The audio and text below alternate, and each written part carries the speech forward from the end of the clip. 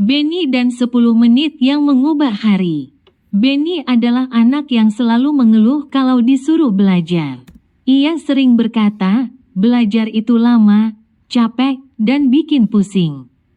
Akibatnya, tugas-tugasnya sering terlambat, dan nilainya pun tidak pernah memuaskan. Suatu hari, gurunya, Bu Ani, memberikan nasihat sederhana, Benny, kalau kamu merasa belajar itu terlalu berat, coba mulai dengan 10 menit saja. Nggak usah lama-lama, yang penting konsisten setiap hari. Awalnya, Benny merasa skeptis. Apa gunanya 10 menit? Itu nggak cukup buat apa-apa, pikirnya.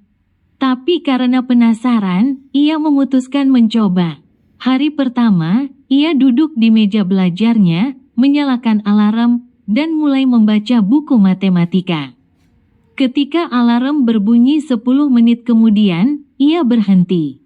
Ternyata, itu tidak sesulit yang ia bayangkan. Hari-hari berikutnya, Benny terus melakukannya.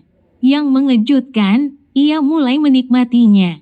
Kadang-kadang, ia merasa ingin belajar lebih lama karena penasaran dengan materi yang sedang dibaca. Seminggu kemudian, hasilnya mulai terlihat. Benny bisa menjawab pertanyaan di kelas dengan lebih lancar. Nilai ulangannya pun meningkat. Bahkan teman-temannya mulai bertanya, Benny, kok sekarang lebih paham pelajaran sih? Benny hanya tersenyum dan berkata, rahasianya cuma 10 menit setiap hari. Pelan-pelan, kebiasaan itu berubah menjadi rutinitas. Benny yang dulunya malas belajar kini menjadi siswa yang percaya diri.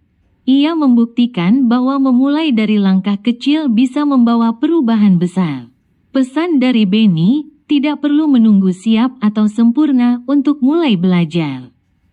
Cukup luangkan waktu 10 menit setiap hari, dan lihat bagaimana kebiasaan kecil itu bisa mengubah masa depanmu.